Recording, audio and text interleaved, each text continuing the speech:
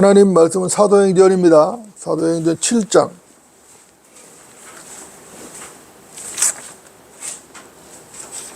사도행전 7장 54절부터 58절. 사도행전 7장 54절부터 58절까지 저부터 읽겠습니다. 그들이 이런 말을 듣고 마음이 상하여 그를 향해 이를 걸더라. 그러나 그는 성령으로 충만하여 하늘을 주시하여 우러러보니 하나님의 영광과 예수께서 하나님의 오른편에 서신 것을 보고 말하기를 보라, 하늘들이 열리고 인자가 하나님의 오른편에 서신 것을 보노라 하니, 그때 그들이 큰 소리를 지르며 자기들의 귀를 막고 일제히 그에게 달려들어 그를 성읍 밖으로 끌어내어 돌로 치고, 증인들은 겉옷을 벗어 사울이라고 하는 한 젊은이의 발 앞에 놓더라. 아멘. 네, 오늘 말씀의 제목은 사도행전 7장 54절로 58절을 근거로 해서 어떻게 해야 합니까? 괜찮아요 라는 제목입니다. 어떻게 해야 합니까? 괜찮아요. 여러분들, 예수 그리스도를 믿고 구원받은 그리스도인이 자신이 받은 구원의 위대한 가치를 알고 감격하며 하나님의 놀라우신 은혜를 발견하면 무슨 일이 일어나죠? 여러분들, 무슨 일이 일어날까요? 간단하죠. 하나님의 은혜에 감격하면 기쁨을 참을 수가 없어서 복음을 전하며 주 예수 그리스도를 증거하게 되는 것입니다. 여러분들도 다들 그런 경험이 있으실 거라고 생각을 합니다. 구원이라는 것이 너무도 기쁘고 감사한 것이죠. 그것도 아무 공로가 없이 순전히 100% 하나님의 은혜로 구원을 받았으니까 그 구원이 얼마나 감격스럽고 감사합니까? 물론 사람이 시간이 지나다 보면 때로는 구원의 첫 감격이 시들해질 수도 있죠. 비록 그럴지라도 구원의 첫 감격은 복음의 열정을 불러일으키기에 충분한 것입니다. 최소한 저는 그랬습니다. 그래서 저는 구원을 받고 너무나 감사해서 서점을 할 때에도 책을 판매하는 것보다는 먼저 복음을 전하는 데 마음이 쓰였고, 실제로 구령을 하고 복음을 전하면서 그렇게 일을 했습니다. 여러분들도 구원의 감격은 크게 다르지 않았을 거라고 생각을 합니다. 여러분들 맞습니까? 먼저 고린도전서 15장을 보겠습니다. 고린도전서 15장 성경 한번 찾아보겠습니다. 고린도전서 15장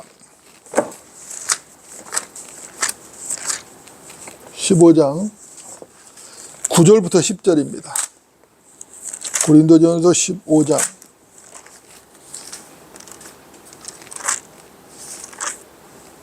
9절 10절.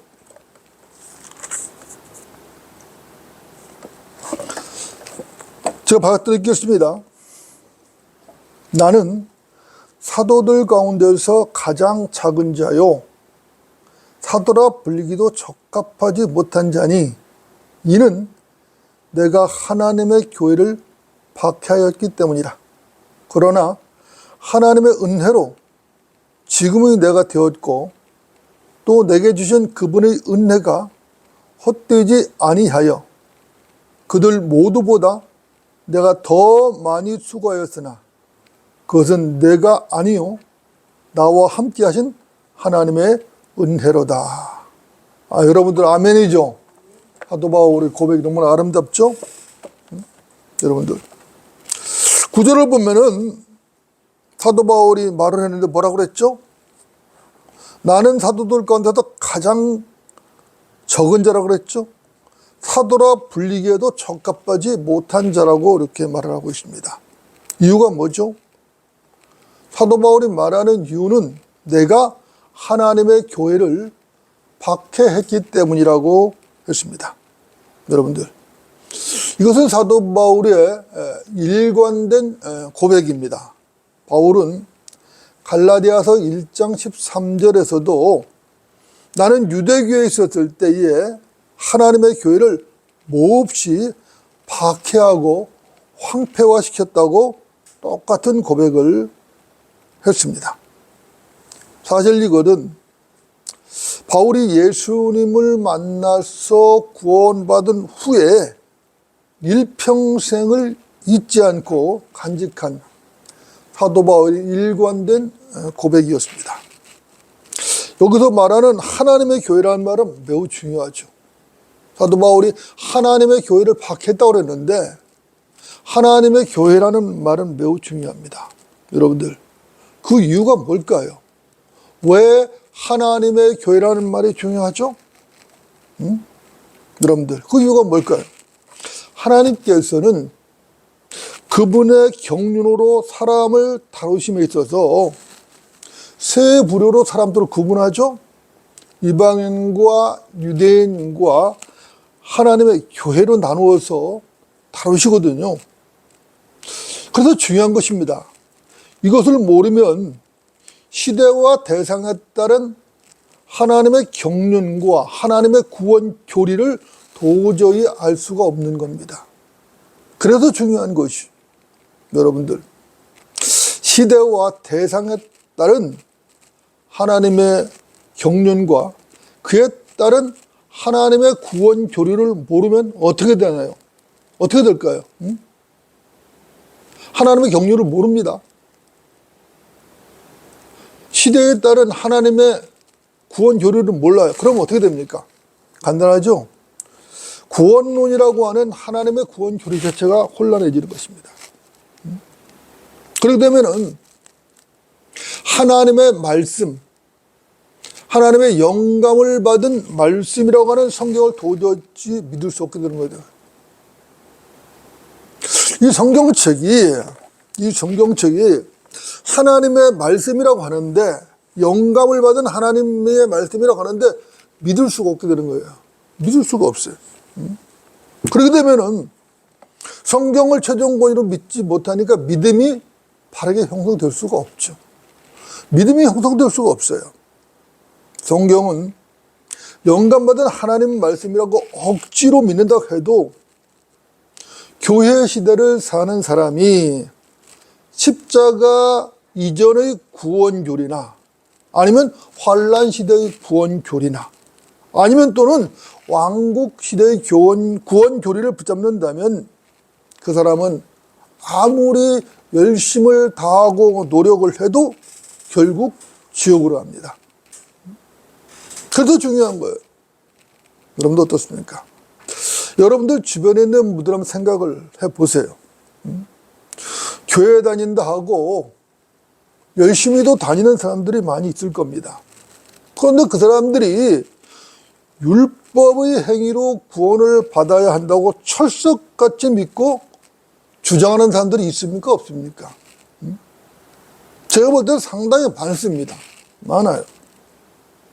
안식교도들, 여호와 증인들, 몰몬교도들 등등 이런 이단들 말고도 소위 정통교회에 다닌다고 하는 사람들 중에도 수두룩하다는 거예요. 그런 자들이 성경적 근거도 없는 칼빈주의에 도취된 자들도 있어요. 나는 교회에 다니니까 창세전에 택함을 받았다, 이렇게 생각을 하는 것이죠. 그러니까 당연히 구원을 받았다라고 말하는 것이에요. 대단히 잘못됐죠. 어떤 자들은 교회도 대환란을 통과해야 한다고 하거나 알미니안주의에 빠져서 구원의 영원한 보장을 믿지 못하는 자들도 많거든요. 물세례를 받아야 구원을 받는다, 물세례를 받으면 죄가 씻긴다고 믿는 바보 같은 사람들도 수두룩하죠.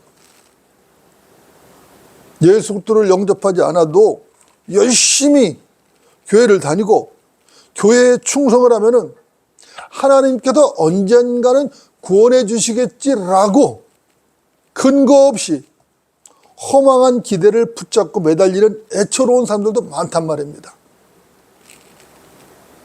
이게 현실이에요. 여러분들, 영적으로 무지한 사람들 보면 참 다양하기도 해요. 쓸데없이 방언을 한다고 가짜 방언을 날랄라거리고 방언을 받은 게 구원의 증거라고 떠들어대는 은사주의자들도 있죠. 마치 개구리들 같아요. 날라거리면서. 창녀교회 로마 카톨릭의 포로가 되어서 7가지 성수를 하고 영성제 빵, 그러니까 매주 일요일마다 하는 미사에서 사제에게 빵 조각을 얻어먹으면 구원을 받는다고 믿는 카톨릭 교도들도 널려 있다고, 이 땅에. 가련한 사람들이죠. 참으로 가련한 사람들이에요. 여러분들, 이교도들이나 사이비 집단, 예수 그리스도를 거부하는 세상 사람들을 제외하고도 교회를 다닌다고는 하는 사람들, 예수를 믿는다고 하는 사람들 중에도 무지한 사람들이 셀 수 없이 많은 게 부정할 수 없는 현실인 것입니다. 여러분들, 그렇다면은 이 사람들이 왜 무지에 빠졌죠? 왜 무지에 빠졌을까요? 학교 교육, 공교육을 안 받아서인가요? 아니면 학원에 다니는 사교육을 안 받아서인가요? 왜 그렇죠? 아니면 메이저 대학을 안 나오고 학위가 없어서 그런가요? 여러분들, 그 이유는 간단한 것입니다.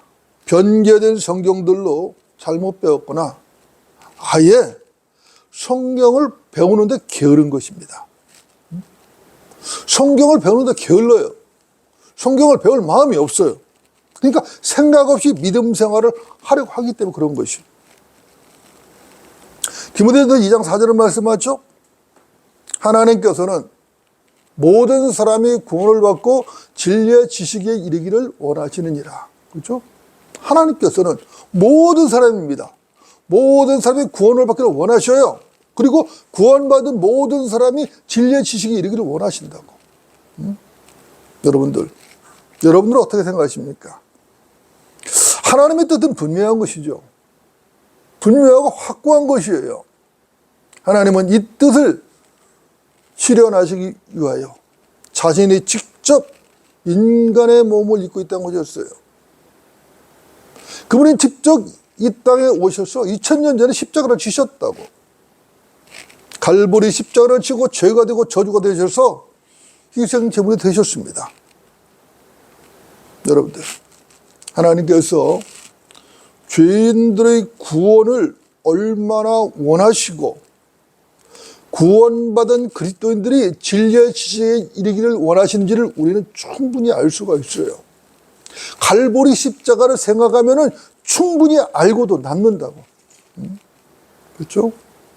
디모데후서를 좀 보겠습니다. 디모데후서 2장입니다. 2장 15절 16절입니다. 디모데후서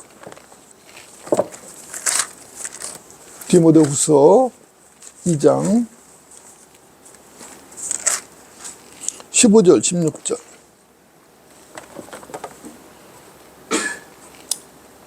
제가 받들겠습니다. 내가 진리의 말씀을 올바로 나누어 자신이 하나님 앞에 부끄럽지 않은 일꾼으로 인정받도록 공부하라. 비속하고 호황된 말장난을 버리라.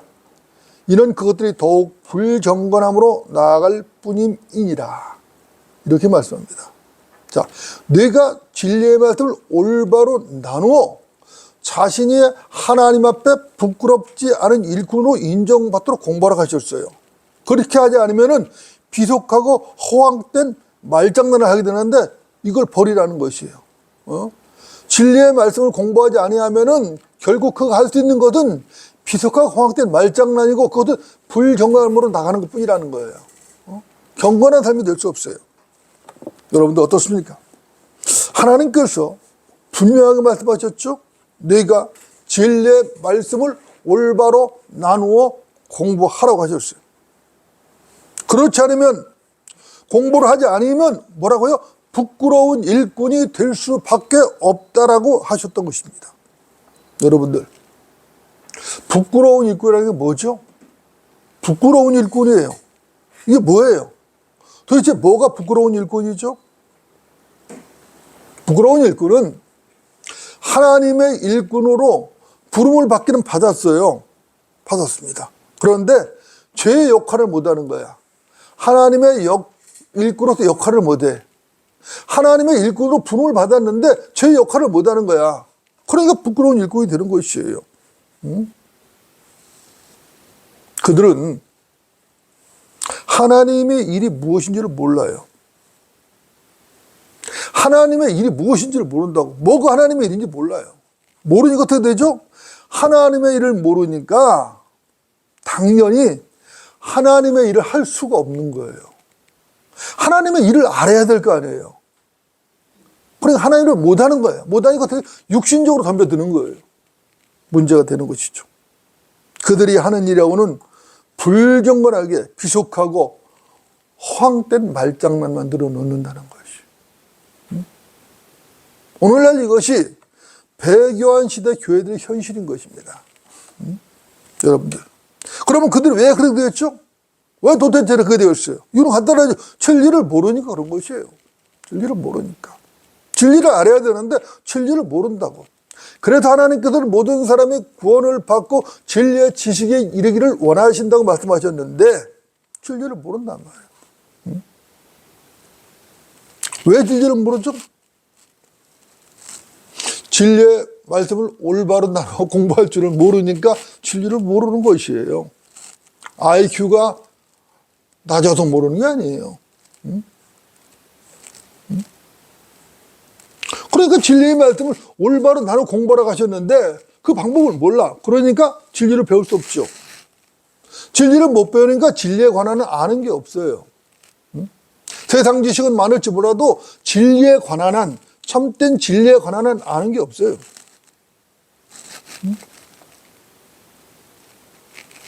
그러니까 하나님의 경륜에 따른 구원교를 모르게 되는 것이죠.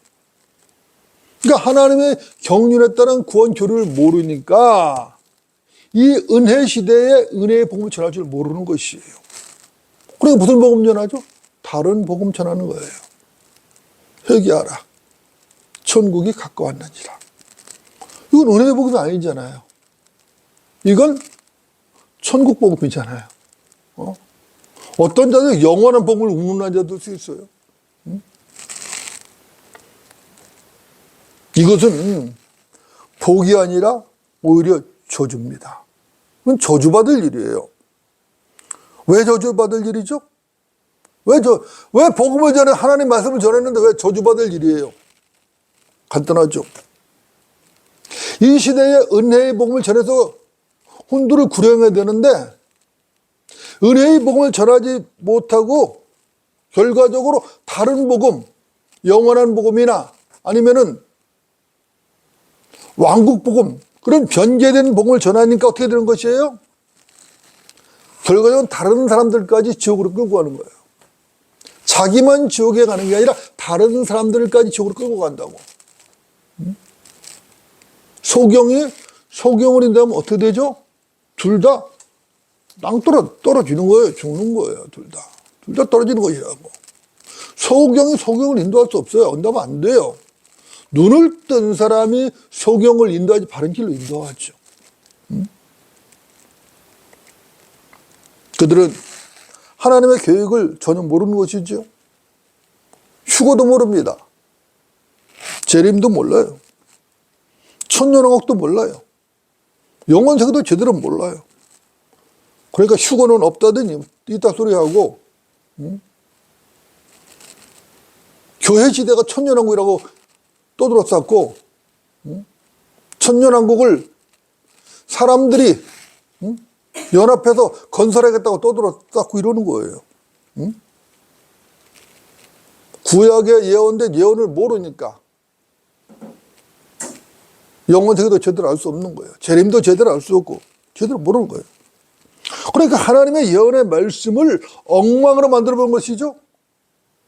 하나님 말씀은 거짓이 없는 참 말씀입니다.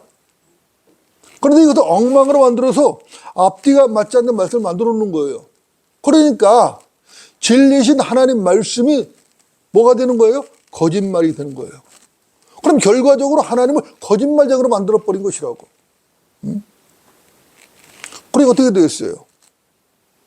진리의 말씀이 그 사람에게 진리가 되겠냐고. 진리가 될 수 없어요. 진리의 말씀을 전하고 그 말씀을 받은 사람의 말씀을 받아들여야 되는데 진리의 말씀이 진리가 되지 못하는 것이 하나님의 일을 망쳐놓는 것이죠. 망쳐놓는 것이. 그러니까 부끄러운 일꾼으로 발견될 수밖에 없는 것입니다. 여러분들 어떻습니까? 교회는 다녔으나 구원을 받지도 못하고 지역교회 마당만 밟는 자들은 하나님의 일꾼이 아니죠. 하나님의 일꾼은커녕 마귀 자식이라고. 거듭나지 않은 자는 그리스도의 몸 안에 들어간 교회가 아니고 그 사람은 마귀 자식이라고. 듣기 싫어도 할 수 없어요. 이것이 진리예요. 여러분들 진리는 언제나 분명하고 명쾌하죠. 하나님 말씀은 전혀 틀린 게 없어요. 그래서 하나님 말씀은 명쾌한 진리라는 겁니다. 하나님 말씀은 틀린 게 없어요. 그분은 모든 걸 아시는 분이라고. 전지전능하신 분이라고. 그분께서 우주 만물을 창조하셨고 그분께서 관장하신다고. 그분께서 시작하셨고 그분께서 끝내실 것이라고. 여러분들 사도 바울을 생각해 보세요. 사도 바울은 유대교인이었죠. 철저한 유대교인이었다고. 바리새 종파에 속했었다고. 원래 그는 그리스도인들을 박해하는 자였어요. 그런 그가 다마스커스로 가는 길에서 주 예수를 만났어요. 그때 회심을 했죠. 그리고 신약 교회 사회에서 가장 신실한 그리스도인이 되었습니다. 그는 하나님으로부터 은혜의 복음을 받았어요.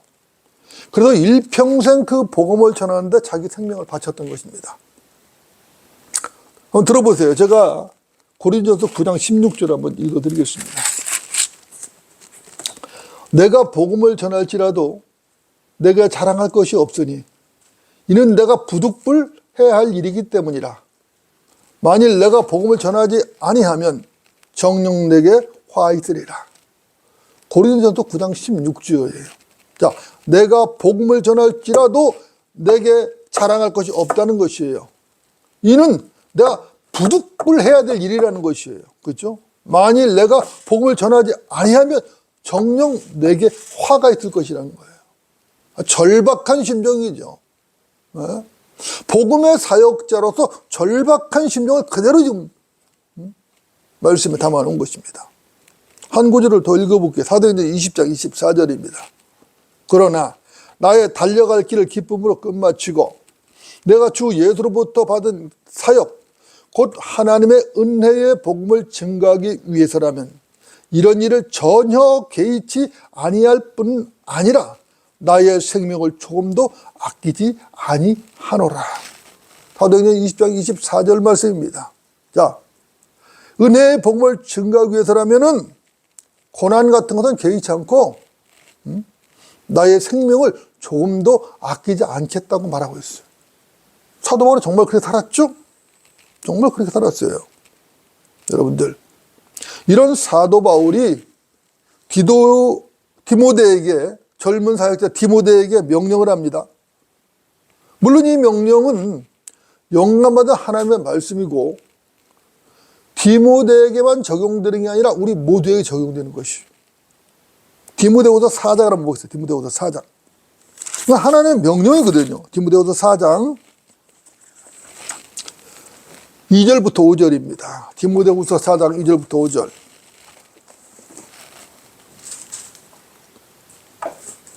디모데후서 4장 2절부터 5절. 제가 받들어 읽겠습니다. 너는 말씀을 전파하라. 때를 얻든지 못 얻든지 항상 대비하라. 모든 오래 참음과 교리로 견책하고 책망하며 권고하라. 때가 이르리니 사람들이 건전한 교리를 견디지 못하고 그들 자신의 정욕에 따라 가려운 길을 즐겁게 해줄 선생들을 많이 두리라. 또한 그들의 귀를 진리에서 돌이켜 꾸며낸 이야기로 돌리리라. 그러나 너는 모든 일에 정신을 차리고 고난을 견디며 전도자의 일을 하고 내 직무를 완수하라. 이렇게 말씀을 하고 있습니다. 여러분도 어떻습니까? 지금 이 시대가 그런 시대죠. 이 시대가 건전한 교리를 견디지 못하는 시대라고. 건전한 교리가 무슨 교리예요? 성경적인 교리죠. 하나님의 교리예요. 그렇죠? 지금 이 시대가 건전한 교리를 견디지 못하는 시대인데 사실 이것이 어제 오늘 일은 아니지요. 그렇죠? 하지만 지금은 그 시대의 절정에 거의 다다른 마지막 배교 시대입니다. 지금은 라오디케아 교회 시대예요. 그렇죠? 더 이상은 교회 시대는 없어요. 라오디케아 교회 시대는 마지막 시대라고. 라오디케아 교회 시대가 끝나면 대환란이 오는 거예요. 교회는 휴거될 것이고 대환란이 온다고. 이 시대는 정욕에 따라 가려운 길을 즐겁게 해줄 선생들의 판을 치는 시대예요. 지금 기독교계를 보라고. 가려운 길을 즐겁게 해줄 선생들의 판을 치고 있다고. 기독교계뿐만이 아니에요. 사회 곳곳의 모든 분야에 가려운 길을 즐겁게 해줄 선생들의 판을 치고 있어요. 그들은 가려운 길을 긁어주면서 꾸며낸 이야기들로 사람들을 미혹한다고. 그래서 사람들을 배교로 몰고 가는 것이에요. 그래서 이 시대는 배교의 시대라는 것이에요. 여러분들, 이런 시대에 성경대로 믿는 바이블 빌리버들이 해야 할 일들이 있죠. 그죠? 성경대로 믿는 바이블 빌리버들이 이 시대에 해야 될 일이 있다고. 여러분들, 그 일이 뭐죠? 성경대로 믿는 바이블 빌리버인 우리가 해야 될 일이 너무나도 명백한 것이에요. 그것은 하나님의 말씀을 전파하는 일이에요. 때를 얻든지 못 얻든지 항상 대비하라고 말씀하죠. 오래 참음과 교리로 견책하고 책망하며 권고하라고 말씀하고 있어요. 이것이 우리가 마땅히 해야 할 일이라고. 5절은 말씀하잖아요. 5절. 너는 모든 일에 정신을 차리고 고난을 견디며 전도자 일을 하고 네 직무를 완수하라. 그랬죠? 정신을 차리란 말이야. 흐리멍텅해가지고 그러면 안 된다 이거야. 차지도 않고 덥지도 않고 그러면 안 된다 이거야. 정신을 차려야 이거야. 고난을 견디라 이거야. 복음을 전하고 진리를 전파하는 일에는 그 꽃길이 아니에요. 고난의 길이에요. 좁은 길이에요. 좁은 문으로 들어가는 길이라고. 고난의 길이에요. 그렇지만 정신을 차리고 그 일을 완수하라는 거예요. 이것이 전도자 일이라는 것이에요. 여러분도 어떻습니까? 우리에게 주어진 직무와 사명이 확실하죠? 복음 전파라는 것은 어느 특정인에게만 맡겨진 사명이 아니라는 것입니다. 거듭난 그리스도인이라면은 하나님의 은혜로 구원을 받은 성도라면 누구나 이 사명을 받은 것이에요. 이 사명을 다하지 않는다면 그는 게으른 것이죠. 그는 무책임한 것이라고. 게으르고 무책임한 일꾼이라고. 그런 사람은 하나님께서 준비하신 면류관을 받을 수가 없어요. 면류관을 못 받으니까 천년왕국 유업도 기대할 수가 없는 것입니다. 천년 유업을 기대할 수 없어요. 여러분들, 제가 디모데후서 4장 7절과 8절을 읽을 테니까 한번 들어보세요. 디모데후서 4장 7절과 8절. 내가 선한 싸움을 싸우고 달려갈 길을 마치고 믿음을 지켰으니 이후로는 나를 위하여 의의 면류관이 마련되어 있어 의로운 재판관이신 주께서 그날에 그것을 내게 줄 것이며 또 나뿐만이 아니라 그의 나타나심을 사모하는 모든 사람에게도 주실 것이라. 이렇게 말씀하고 있어요. 그죠? 사도 바울은 선한 싸움을 싸우고 달려길을 마쳤다는 거예요. 믿음을 지켰다는 거예요. 그래서 의의 면류관이 마련되어 있다는 거예요. 주께서 주실 것이라는 거예요. 그냥 나만 그런 게 아니라 당신들도 그렇게 한다면 똑같이 줄 거라는 거예요. 똑같이 면류관을 받게 될 거라고 지금 말씀하고 있어요. 또 한 구절 들어보십시오.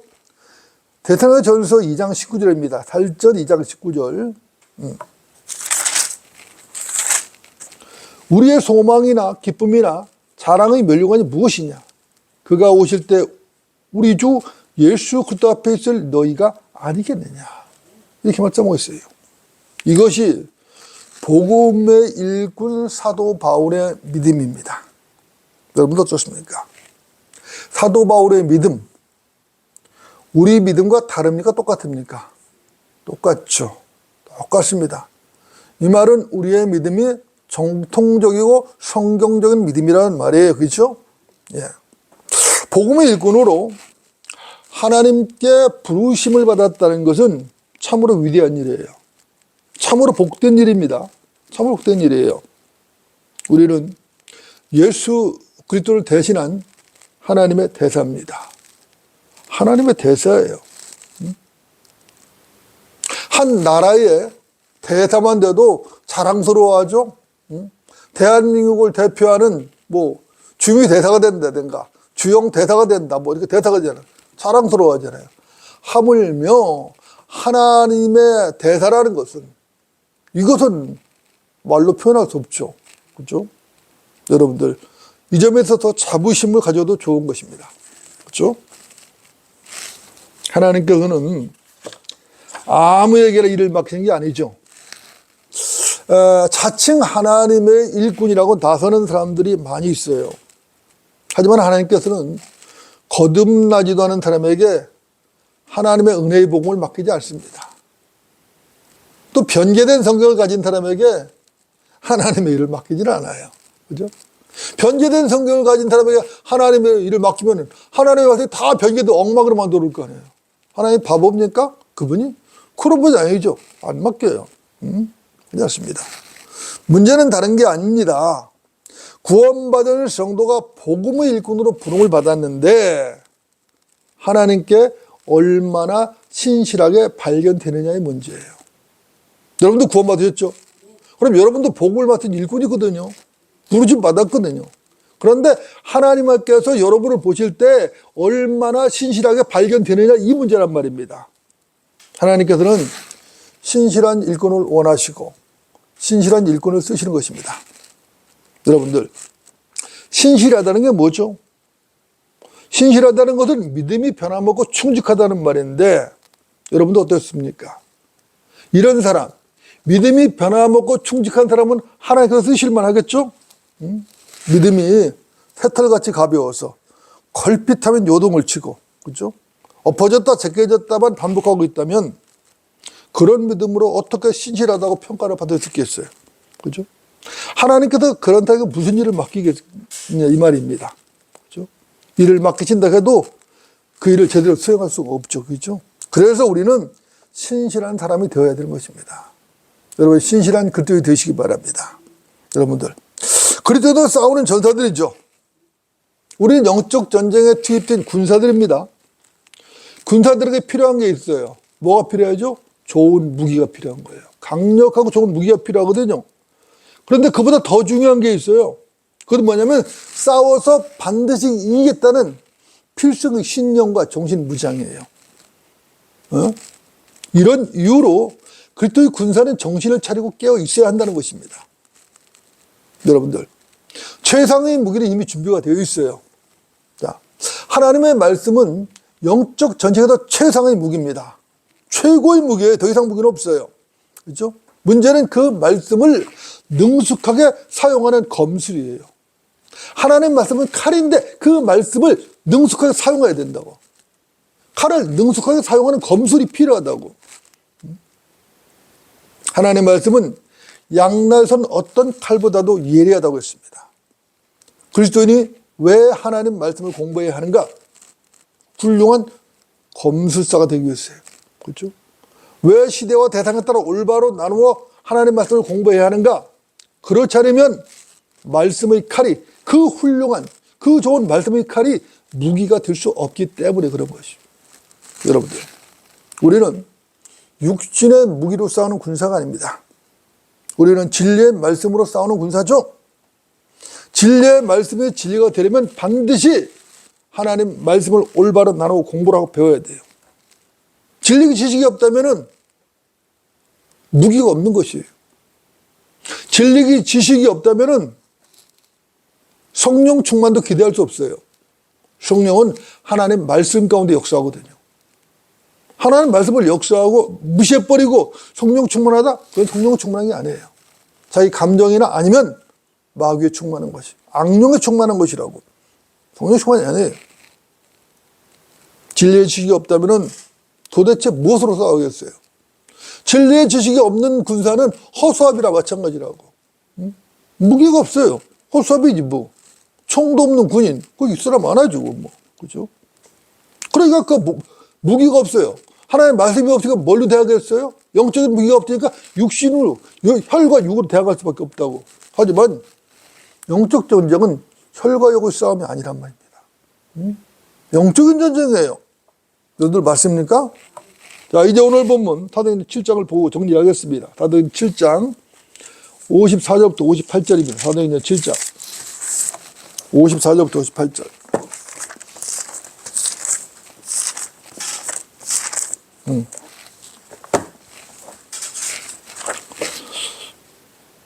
저들이 읽겠습니다. 그들이 이런 말을 듣고 마음이 상하여 그를 향해 이를 갈더라.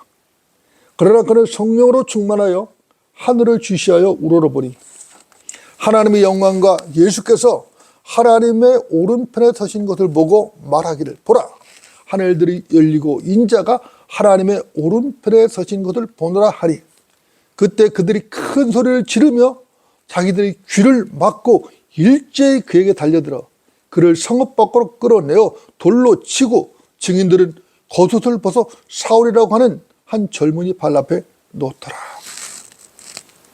여러분들, 이 본문은 스테판이 순교하는 장면입니다. 54절을 보면은 스테판의 설교를 들은 대제사장과 공회원들이 이를 갈아요. 누구를 향해서? 스테판을 향해서 이를 갈고 있습니다. 이를 간다는 게 뭐죠?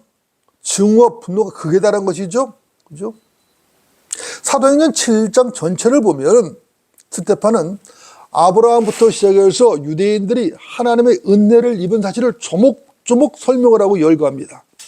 그런데 너희 조상이 선지자들을 박해하고 급기야는 선지자들의 예언대로 오신 의로운 분까지 배반하고 살해했다고 지적을 한 것이에요. 자, 선지자들이 예언대로 오신 의로운 분이 누구죠? 예수 그리스도죠. 예수님을 유대인들이 십자가에서 죽여버렸잖아요. 그죠? 그 얘기를 하고 있는 것이에요. 그러면서 천사들을 통해 지시하신 율법을 받고서도 그 율법을 지키지 아니하였다고 책망하고 있어요. 유대인들은 율법을 통했죠? 받았죠? 그런데 그 율법을 스스로 어겼어요. 어기면서 예수를 죽여버렸다고. 여러분들, 스테반의 설교가 어디 틀렸나요? 스테반의 설교는 틀린 데가 없어요. 그죠? 그런데 그들은 마음이 상하여서 이를 갈았어요. 스테판의 설교를 듣고 스테판이 올바른 지금 말을 한 거예요. 정확하게 지적을 한 겁니다. 그런데 마음이 상하고 이를 갈았어요. 우리는 여기서 극단적으로 대조된 장면을 보게 된 것이죠. 스테판이 지금 성령으로 충만해요. 그죠? 하늘을 바라보고 있어요. 그런데 대제사장들과 사례드린 공회원들은 스테판의 덜기에 마음이 이상했어요. 그래서 스테판을 노려보면서 증오의 이를 지금 갈고 있는 것이에요. 분노의 이를 갈고 있다고. 여러분들, 이 상황이 지금 어떻습니까? 성령으로 충만하여 담대하게 설교하고 평안하게 하늘을 주시하는 스테판과 분노가 치밀어서 이를 갈며 스테판을 노려보는 자들. 그때 스테판이 말하죠. 보라, 하늘들이 열리고 인자가 하나님의 오른편에 서신 것을 보노라. 이 말을 들은 대작자는 어떻게 했죠? 큰 소리를 지르죠.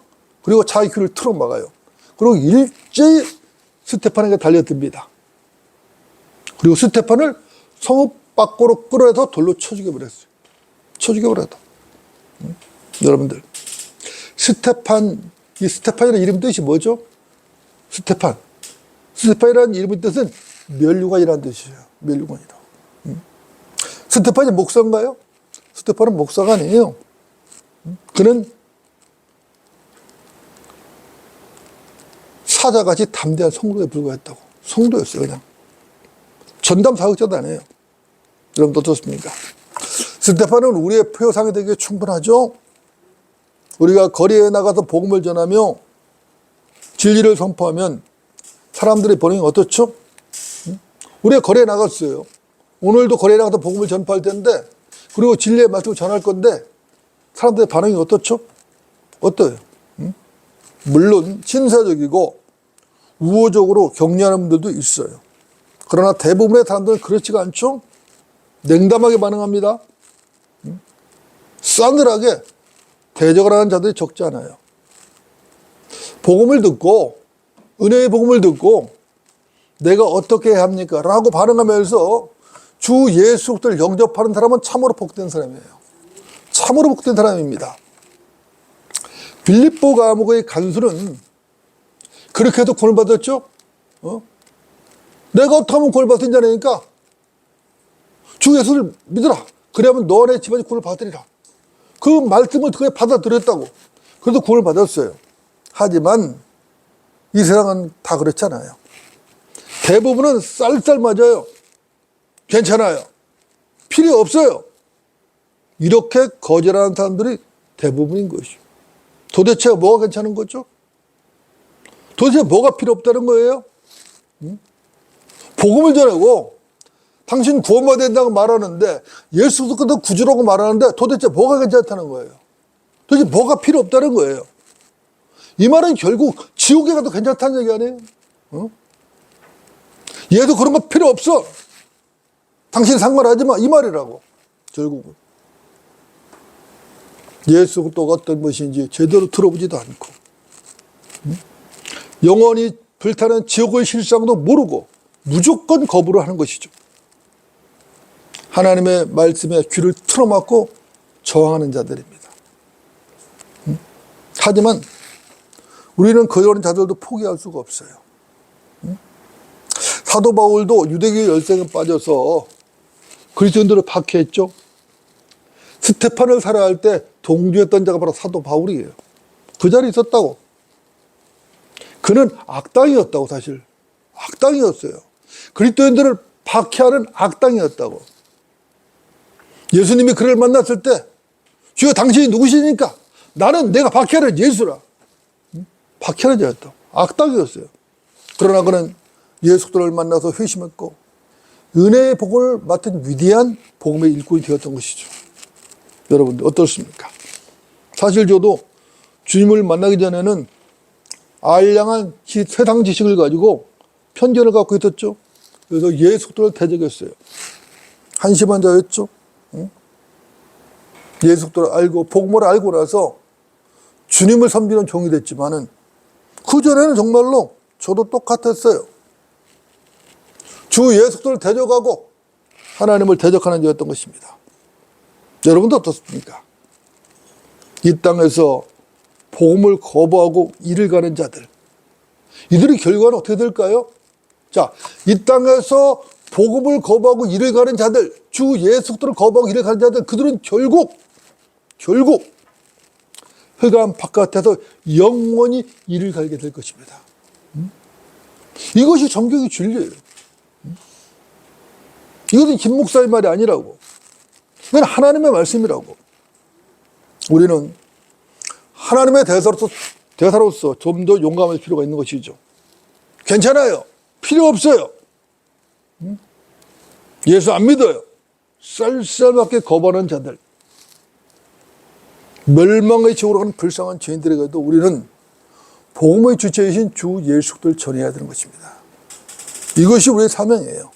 용감하게 담대하게 전해야 될 것입니다. 주께서 함께 하시기 때문입니다. 기도하시겠습니다.